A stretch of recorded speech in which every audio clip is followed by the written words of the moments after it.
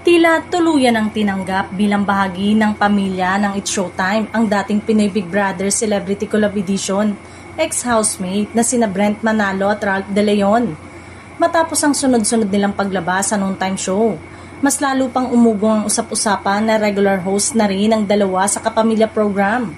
Mas tumibay ang paniniwala ito matapos tanggapin ni Vice Ganda ang parangal ng It's Showtime bilang Best Variety Show sa ginanap na First Famous Broadcast Arts Award noong July 20, 2026 sa Manila Hotel.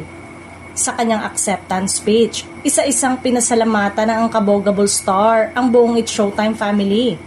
Kapansin-pansin na bukod sa mga matagal ng host ng programa, espesyal ding binanggit ni Vice sina Brent Manalo at Ralph De Leon.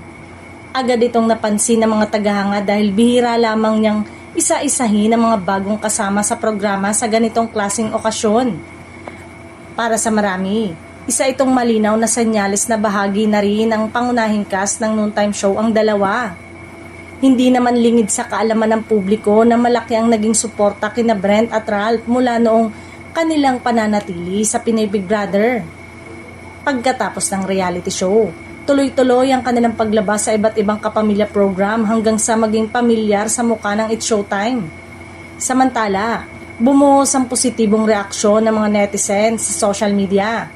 Marami ang nagsabing bagay na bagay ang dalawa sa masayang samahan ng mga host at inaasahan nilang mas marami pang segment at proyektong ibibigay kina Brent at Ralph sa mga susunod na buwan.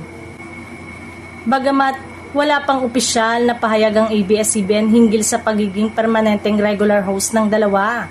Para sa maraming tagahanga, sapat na ang pagbanggit ni Vice Ganda sa kanyang acceptance speech upang ipakitang unti-unti nang nagiging mahalagang bahagi sina Brent Manalo at Ralph De Leon ng patuloy na tagumpay ng It's Showtime.